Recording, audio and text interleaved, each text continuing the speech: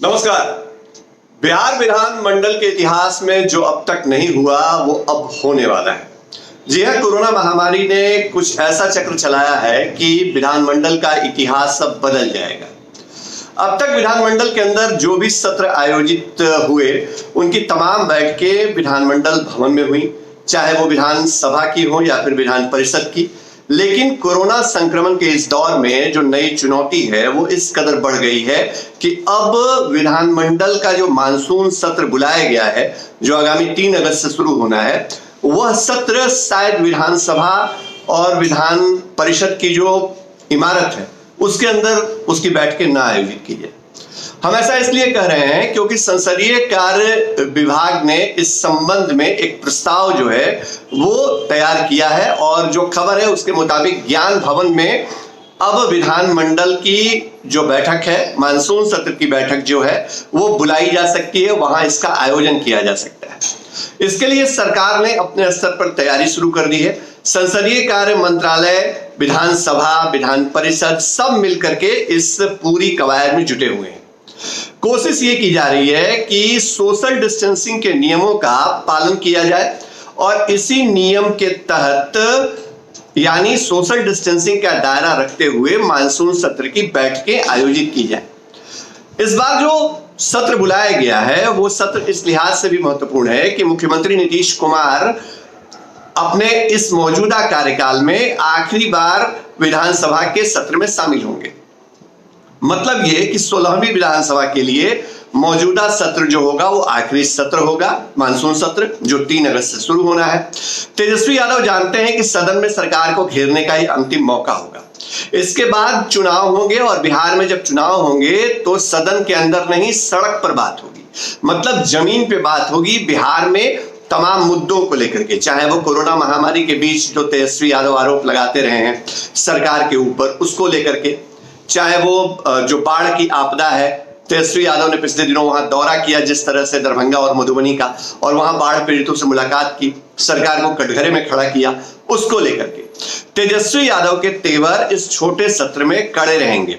यानी विपक्ष सदन के अंदर सरकार को घेरने की पुरजोर कोशिश करेगा। लेकिन बड़ा सवाल यह है कि संक्रमण के बीच में सत्र कैसे आयोजित होगा। इसी का फॉर्मूला, इसी का रास्ता जो है वो अब संसदीय कार्य विभाग, विधानसभा और विधान परिषद मिलकर के निकालने में जुटे हुए हैं। जो खबर आ रही है उसके मुताबिक ज्ञान भवन का जो फर्स्ट फ्लोर है वहां विधान परिषद की बैठक आयोजित की जाएगी। वहां इतनी जगह है कि सभी विधायक, विधान पार्षद जो हैं वो दूरी का, सामाजिक दूरी का पालन करते हुए बैठ सकते हैं और कार्यवाही चल सकती है। ठीक इसी तरह से जो प्रेक्षागृह है, जो बड़ा सभागार है ज्ञान भवन का, उसमें विधानसभा की बैठकें आयोजित की जाएगी। और विधानसभा की बैठक अगर वहां आयोजित होती है तो ज्ञान भवन इतना बड़ा है, चूंकि बिहार का सबसे बड़ा ये ऑडिटोरियम है, तो इस लिहाज से यहां सोशल डिस्टेंसिंग कोई मुद्दा बचता नहीं है। मतलब एक से दूसरे विधायक के बीच में अगर 243 विधायक बैठते हैं, पूरे विधायक आ भी जाए सत्र के अंदर, तो भी सभी विधायकों के दरमियान अच्छा खासा फासला रखा जा सकता है। सरकार के लिए इस सत्र में कई विधायी कार्य निपटाने की चुनौती है। वित्तीय कार्य पूरे किए जाने हैं। जो सप्लीमेंट्री बजट है, चूंकि चुनाव होने हैं तो सरकार उस मांग प्रस्ताव को सदन में रखेगी, तो उसको पास करना जरूरी है। अगर सरकार को यह लगता है कि चुनाव में जाने के पहले कोई विधेयक लाने हैं तो उस विधेयक को सरकार इस सत्र में पेश कर सकती है। लेकिन कुल जो 3 दिनों का सत्र है, 4 दिनों तक चलने वाली, जिसमें 3 दिनों की बैठक होनी है, इस सत्र को भी और छोटा करने की जो तैयारी है वो की जा रही है। और एक प्रक्रिया होती है कि जब राज्यपाल जो हैं, यानी बिहार के जो महामहिम राज्यपाल हैं फागू चौहान, उन्होंने सत्र की बैठक बुलाने को लेकर के स्थान और समय जो है वो उसको लेकर के उन्होंने अपनी संतुष्टि की थी, उन्होंने उसका आदेश जारी किया था। तो एक जो संवैधानिक जो प्रक्रिया होती है उसके तहत अब अगर विधानमंडल की बजाय ज्ञान भवन में सत्र का आयोजन होना है तो इसके लिए राज्यपाल को नए सिरे से स्थान के बारे में आदेश निकालना होगा, जानकारी देनी होगी। एक तो ये बात।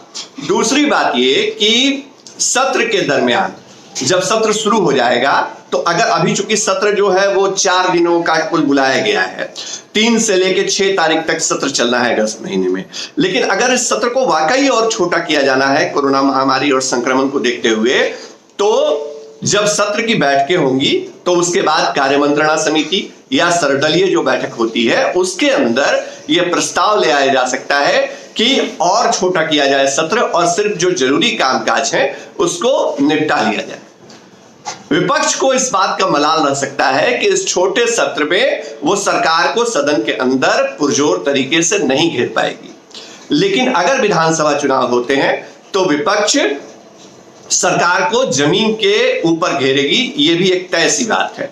लेकिन फिलहाल बड़ी चुनौती ये है, पिछले दिनों जिस तरह बीजेपी एमएलसी सुनील कुमार सिंह की मौत कोरोना वायरस की वजह से हुई, कई मंत्री बिहार सरकार के इन्फेक्टेड पाए गए, कई विधायक और विधान पार्षद इन्फेक्टेड पाए गए, विधान परिषद के जो सभापति हैं अवधेश नारायण सिंह खुद वो संक्रमित पाए गए। तो चुनौतियां जो हैं वो बढ़ी हुई हैं और इन चुनौतियों के बीच सरकार के सामने और विधानमंडल के सामने एक सबसे बड़ी चुनौती है कि कैसे संक्रमण के इस दौर में जो मानसून सत्र है उसकी बैठकें आयोजित की जाए। लेकिन इतिहास बदल सकता है, क्योंकि अब तक जो नहीं हुआ वो हो सकता है। विधानमंडल को छोड़ करके, विधानमंडल परिसर को छोड़ करके विधानसभा और विधान परिषद का जो मानसून सत्र होने वाला है उसकी बैठकें कहीं और आयोजित होती हैं, तो ये अपने आप में एक नया इतिहास होगा। तमाम अपडेट, तमाम खबरें आपके लिए लाते रहेंगे। फर्स्ट बिहार चैनल को लाइक करिए, सब्सक्राइब करिए, फॉलो करिए और www.firstbihar.com पे जरूर विजिट करिए। नमस्कार।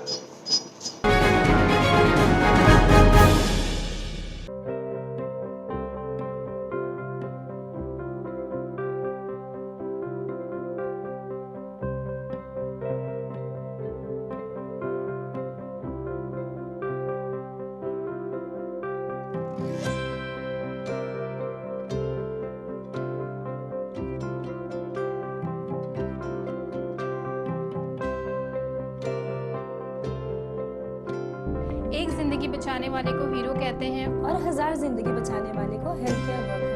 Our heart never hardens, our temper never tires. Our touch never hurts. We value what we do. We at Paras work for cause, not for applause. Lockdown के समय, lockdown के बाद हम हैं आपके साथ।